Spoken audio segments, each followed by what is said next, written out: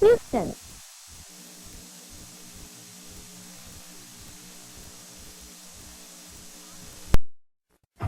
Mr. Conductor, could you please send this for me? I'm station manager Stacy Jones, inviting all of you to come and visit me and my nephew Dan, his friends Becky and Kara, and our new engineer Billy Two Feathers, oh yes, and Schemer, right here at Shining Time Station. It's a place where anything can happen, from magic shows to a magical conductor, where Thomas and his friends are having adventures you've never seen before, and where the Jukebox band is playing all new songs. So, there's a whole new season of Shining Time Station filled with chills and spills, a baseball game, and even a wedding. But you better hurry over, because you never know who else will be visiting Shining Time Station. Well, see you later. Has the letter arrived yet? Yep, they've already got it.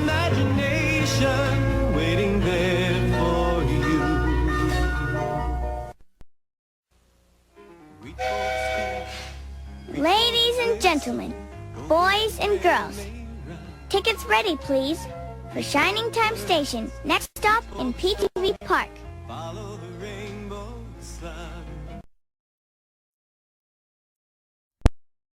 Time Station characters, trains and planes, serving Houston's model railroad needs. Funding for this program was provided in part by the Corporation for Public Broadcasting and by the financial support of viewers like you.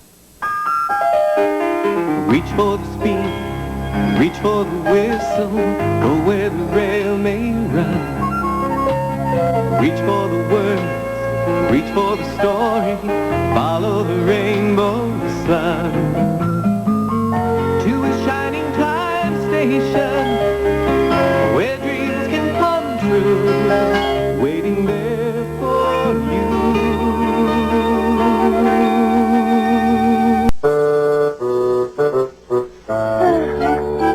Quit talking Tracy, Ed. Wait a minute, what is all of this? We're making cutouts. Well, wait a minute, did you guys forget? Today's the day of the annual inspection. Mr. J.B. King Esquire is coming here himself in person to judge which is the cleanest station on the Indian Valley Railroad. So come on, start cleaning up. I want to go get some flowers, so not only will this be the cleanest station, it'll be the prettiest one, too. Billy will be here if you need him for anything. Okay. The conductor, can I trace your outline? Trace me? Will it hurt? No, you just have to lie down flat. But I'm not even tired. Oh well, I suppose a little lie down will do me good. This is exciting. I've never been traced before.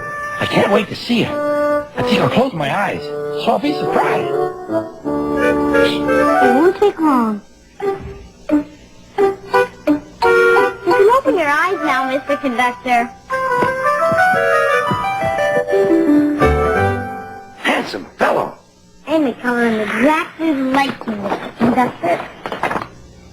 Not too much red on the nose, Dan. My nose is red only when I get the flu.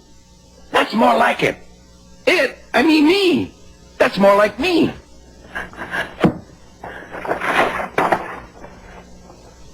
Wow, he could be your twin. Yes, it could easily be my twin. Twins can be confusing, you know. Just like Ben and Bill. Who are they? Yeah, I never told you about Ben and Bill? Or is it Bill and Ben? I can never remember. Maybe you can tell them apart. Bill and Ben are tank engine twins. Each has 4 wheels, a tiny chimney and dome, and a small squat cab. Their freight cars are filled with china clay. It is needed for pottery, paper, paint, and many other things.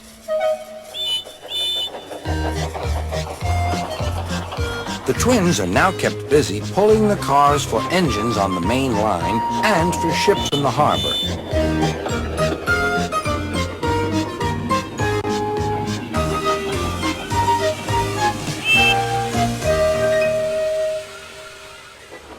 One morning, they arranged some cars and went away for more.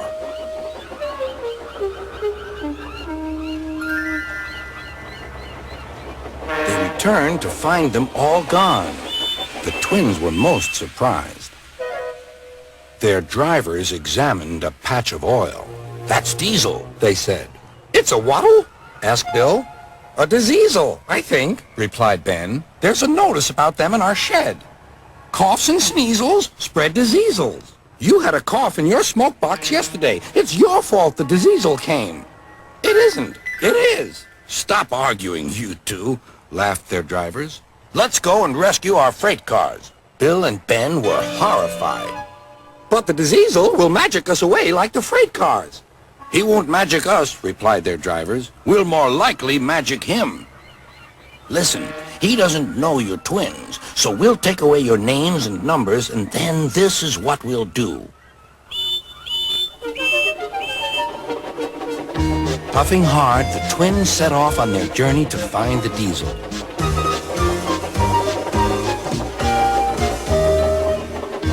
They were looking forward to playing tricks on him.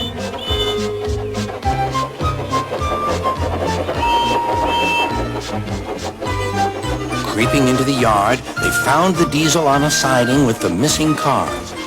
Ben hid behind, but Bill went boldly alongside.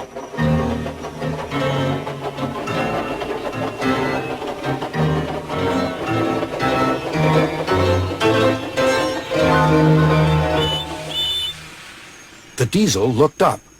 "Do you mind?" "Yes," said Bill. "I do. I want my cars back." "These are mine," said the Diesel. "Go away." Bill pretended not to be frightened. "You're a big bully," he whimpered. "You'll be sorry." He ran back and hid behind the cars on the other side. Ben now came forward. "Car stealer?" hissed Ben. He ran away too. Bill took his place.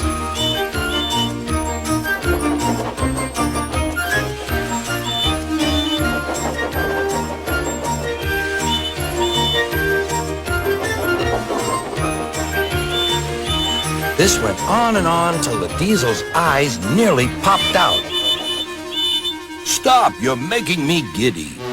The two engines gazed at him. "Are there two of you?" "Yes, we're twins." "I might have known it." Just then, Edward bustled up. "Bill and Ben, why are you playing here?" "We're not playing," protested Bill. "We're rescuing our cars," squeaked Ben. "Even you don't take our cars without asking, but this Diseasel did." "There's no cause to be rude," said Edward severely. "This engine is a Metropolitan Vickers Diesel Electric Type 2. The twins were most impressed. "We're sorry, Mr. "Never mind," the Diesel smiled. "Call me BoCo. I'm sorry I didn't understand about the cars." "That's all right then," said Edward. "Now off you go, Bill and Ben. Fetch BoCo's cars, then you take this lot." "There's no real harm in them," he said to BoCo, "but they're maddening at times." BoCo chuckled. "Maddening," he said, "is the word."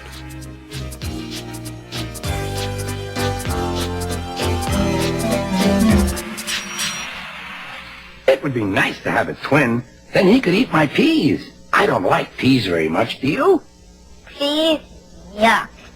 Goodness gracious me, it's time to get my whistle tuned.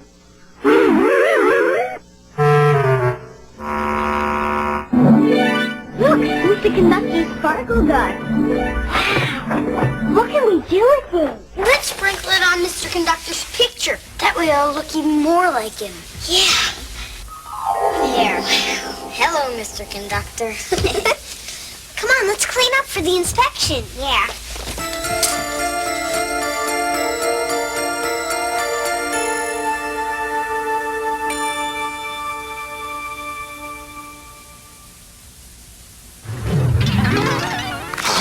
As Mr. Conductor's double, I think it's time to start some trouble.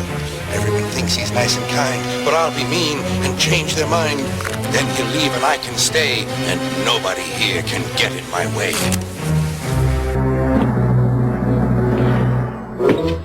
Stacy says you have to clean the arcade for the inspection.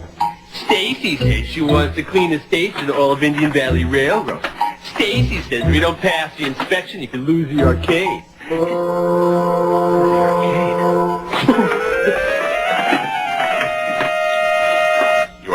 right there. Wait there. I'm gonna be there. There, I'm there. Ha ha, hee hee. What do I see? A chance to make trouble, which I'll double and double.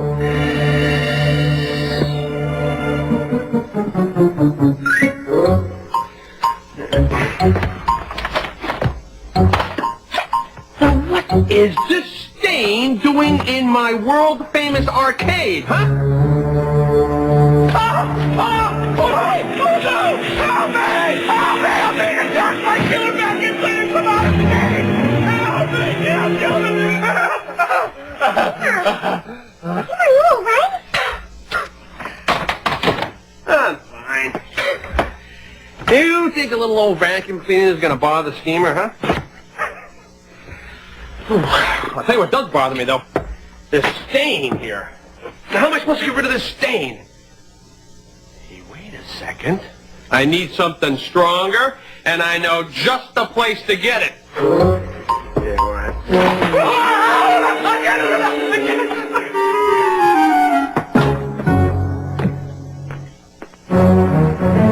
Flowers are boring, don't you agree? For one thing, their smell attracts the odd bee.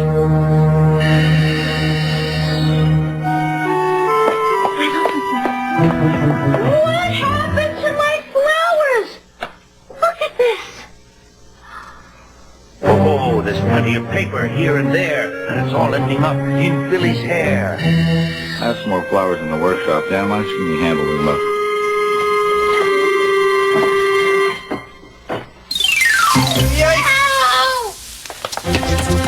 What happened?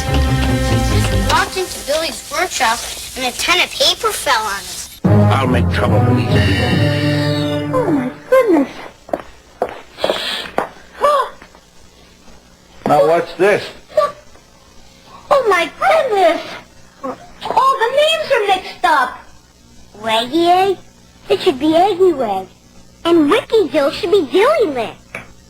And look at that. It says Fat Corners. It's supposed to be Chubby Corners. It's magic to do this. Yeah. Magic. We'd better have a talk with Mr. Conductor. Mr. Conductor? No mud blaster. Best in the business. Here's how we're going to do it. Gonna hear a little bit of music, and the mud blaster is going to do its thing, and then that stain can kiss the floor goodbye. Mwah! Au revoir.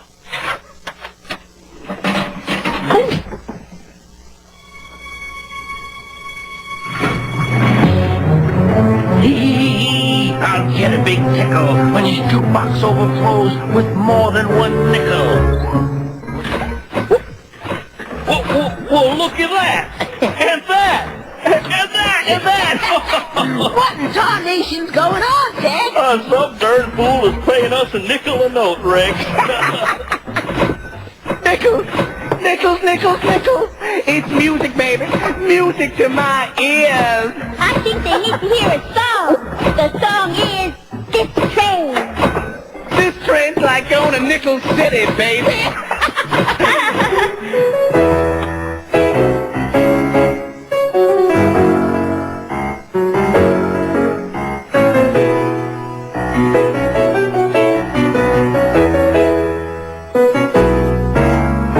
This train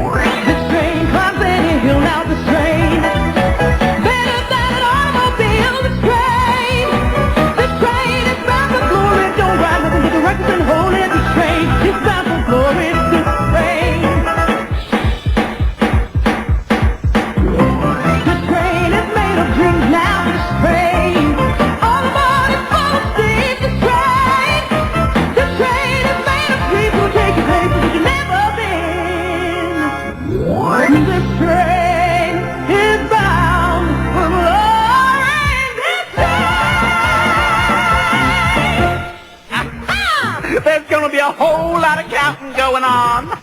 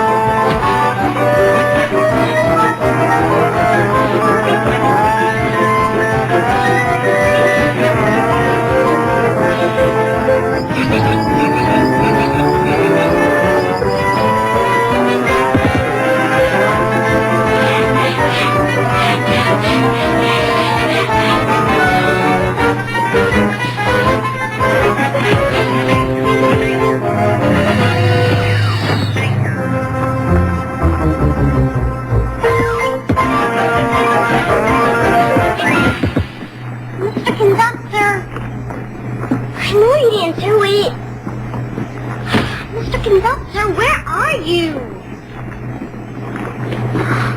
Mr. Conductor! This tickles me. Oh, no! I told him this place was haunted. I told him 20 times. It's true. So Mr. Conductor laughing at Schemer. This is terrible. What's terrible? The price of ice cream? I agree. Say it isn't true, Mr. Conductor. Please. But it is, I'm afraid. How could you? It isn't easy, I admit. But I try to eat only one a day. But I don't understand. We're about to fail our inspection thanks to you, and all you can think about is ice cream? You don't understand. I don't understand. Mr. Conductor, it's not very nice. Yeah. Fail the inspection thanks to me? What did I do? Will someone please explain? I don't know what to say. Well, if that's the way you feel, maybe I'd better leave. Goodbye. Oh, this doesn't make any sense. No, he's the only one who could do these things. I mean, what are we supposed to think? Well, I'm stumped. But I do know this much. It's not in his nature to play mean tricks on people. It sure isn't.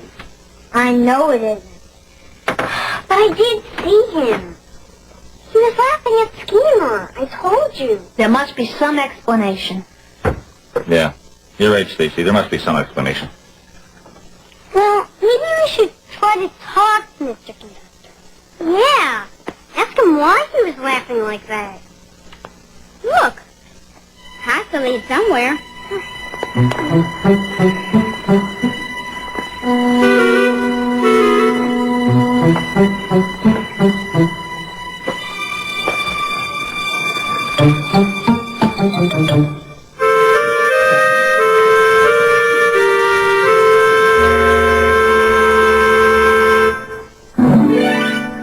Hello, and goodbye. I know when I'm not wanted. Take care of the switch house for me. Polish the windows. They like that. Mr. Conductor, we were wrong. You didn't do those terrible tricks. Oh? Well, you could have fooled me. I'm sure you were all sure that I did. That's 4 against 1, so you must be right. I'll just have to keep a closer eye on myself. It wasn't you. It was your double. You remember the tracing Dan did of you? Yes, I never looked better. You put some of your sparkle vest on him, and he looks exactly like you. Exactly. Well, what can we do, Mr. Conductor? He's going to spoil our inspection.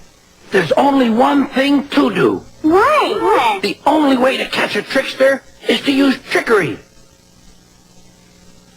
Let me think. Well, what would the engines do on the island of Sudor? Now that's a thought. Did I ever tell you about Donald's duck? Donald's duck. Now there's a story of trickery if there ever was one. I'll tell you the story now. It might help us think of a tricky idea. Duck, the Great Western engine, worked hard in the yard at the big station. Sometimes he pulled coaches. Sometimes he pushed freight cars, but whatever the work, Duck got the job done without fuss. One day, Duck was resting in the shed when Sir Topham Hatt arrived. "Your work in the yard has been good. Would you like to have a branch line for your own?" "Yes, please, sir," replied Duck. So Duck took charge of his new branch line. The responsibility delighted him. The line runs along the coast by sandy beaches till it meets a port where big ships come in. Duck enjoyed exploring every curve and corner of the line. Sea breezes swirled his smoke high into the air, and his green paint glistened in the sunlight. "This is just like being on holiday," he puffed. "Well, you know what they say," laughed his driver. "A change is as good as a rest." Soon, Duck was busier than ever.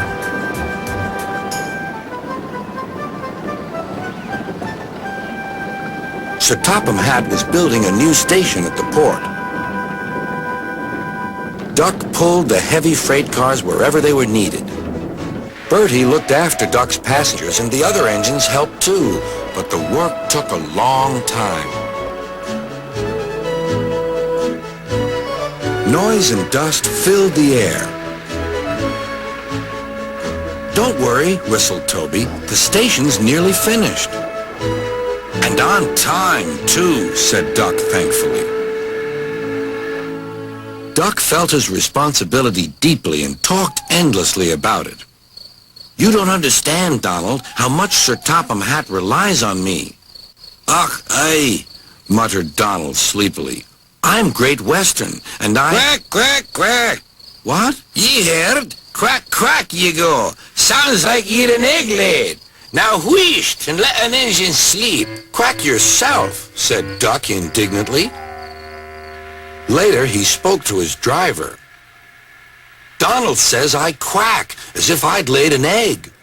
"Quack, do you?" pondered his fireman. He whispered something to Duck and his driver. They were going to play a joke on Donald and pay him back for teasing Duck.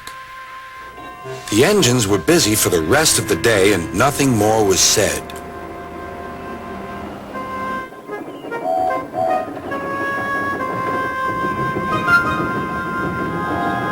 Not even a quack. But when at last Donald was asleep, Duck's driver and fireman popped something into his water tank. Next morning, when Donald stopped for water, he found that he had an unexpected passenger aboard. A small white duckling popped out of his water tank. "Now, who's behind this?" laughed Donald. The duckling was tame. She shared the fireman's sandwiches and rode in the tender. The other engines enjoyed teasing Donald about her. Presently, she grew tired of traveling and hopped off at a station, and there she stayed. That night, Donald's driver and fireman got busy, and in the morning, when Duck's crew arrived to look him over, they laughed and laughed.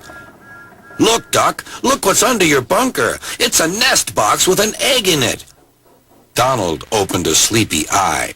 "Well, well, well, ye must have laid it in the night, Duck, all unbeknownst." Then Duck laughed, too. "You win, Donald. It'd take a clever engine to get the better of you." There's a pond near the duckling station. Here she often swims and welcomes the trains as they pass by. The station master calls her Dilly, but to everyone else, she is always Donald's duck. Well, they tricked Donald with a duck. What can we use? Well, we can't use a duck. But if I could trick the other Mr. Conductor into lying on the cutout, maybe I could make him disappear. Hey, Mr. Conductor, look. Over there. You say that's the person who looks like me? Mm-hmm. He's not me. Yes, I am. I'm much taller. No, you're not. You're fatter, though. No, I'm not. We're the same. We're not the same at all. Yes, we are. No, we're not. Yes, we are. I can prove it. That cutout fits my outline perfectly. It won't fit yours. Will too. Will not. Will too. Be my guest. See that I'm you, and you'll know that it's true. Gotcha.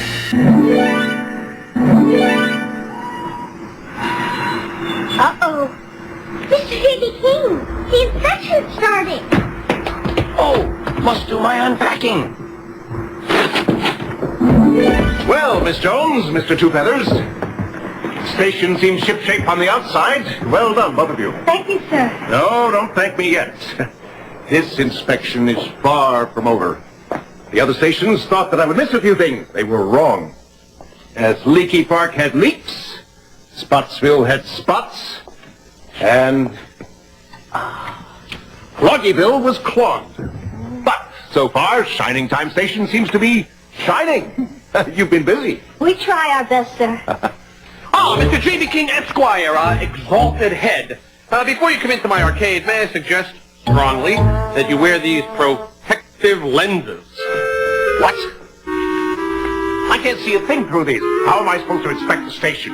What do you see, Mr. J.B. King Esquire, exalted head? It's so shiny in there that I wanted to make sure that your eyes were protected. What is the meaning of this, schemer?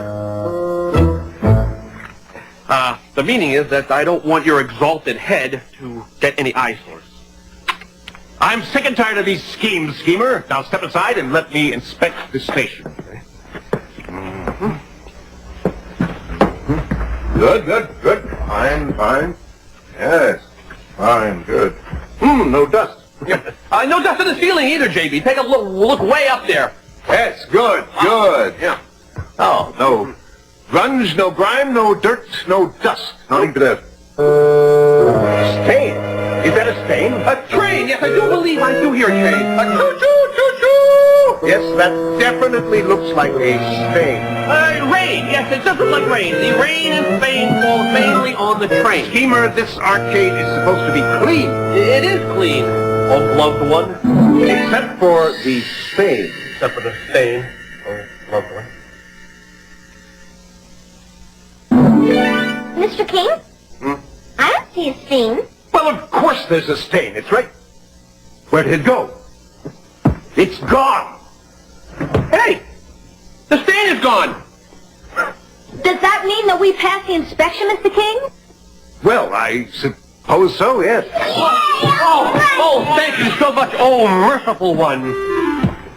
In fact, not only do you pass inspection, but Shining Time Station wins! But on one condition.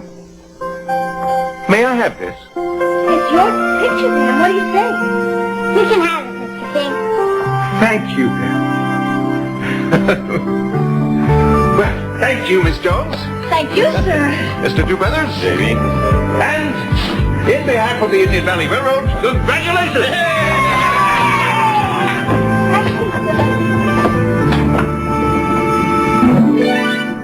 Well, I'm glad that's over. I've had enough double trouble.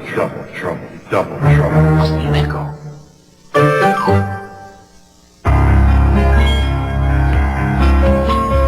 Reach for the speed, reach for the whistle, go where the rail may run.